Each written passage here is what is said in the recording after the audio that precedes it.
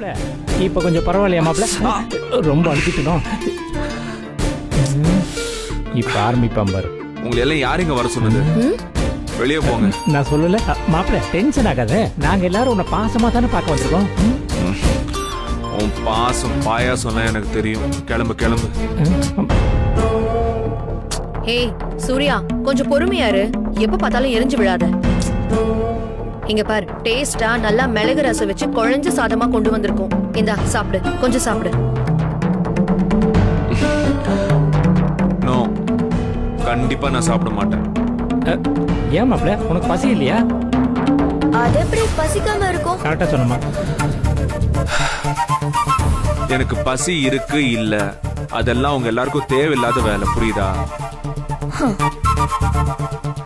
நான் சாப்பிடணும்னு நீங்க நிஜமா நினைச்சீங்கன்னா போங்க, போய் நந்தினியை வர சொல்லுங்க.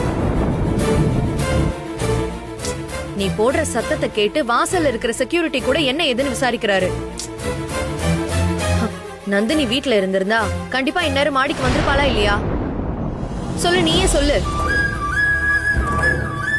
நீ எங்களை நம்ப மாட்டேன்னு எனக்கு தெரியும்னா அது பிரச்சனை இல்ல.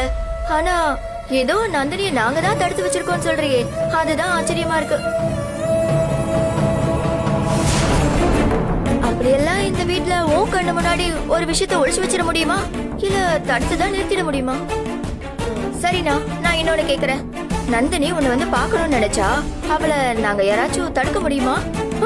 ஏதாவது ஒண்ணு பண்ணி சத்தம் போட்டு இல்ல சண்டை போட்டாச்சும் உன்னை வந்து பாத்துருக்க மாட்டாளா?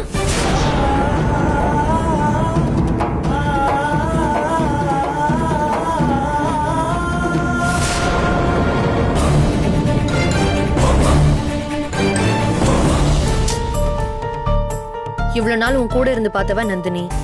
அவளுக்கு உடம்பு முடியாதப்ப நீ கோவிலுக்கெல்லாம் போய் பிச்சை எல்லாம் வேற எடுத்திருக்க. அவளுக்கு ஒண்ணுனா எங்க எல்லாரையும் எதிர்த்து அவ பக்கம் நின்னு இருக்க. எத்தனையோ சந்தர்ப்பத்துல அவளுக்காக வீட்டுல எல்லார்கிட்டயும் எவ்வளவு எல்லாம் சண்டை போட்டிருப்ப.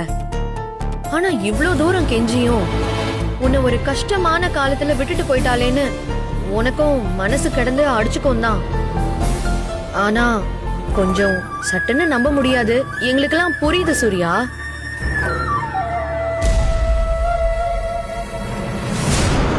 ஆனா அதான் உண்மை சூர்யா. நாம நம்புறது எதுவுமே உண்மைன்னு நீ நினைச்சுக்காத. இதுக்கு மேல நாங்க என்ன சொல்றது? நீ என்ன நினைச்சாலும் நினைச்சுக்கோ.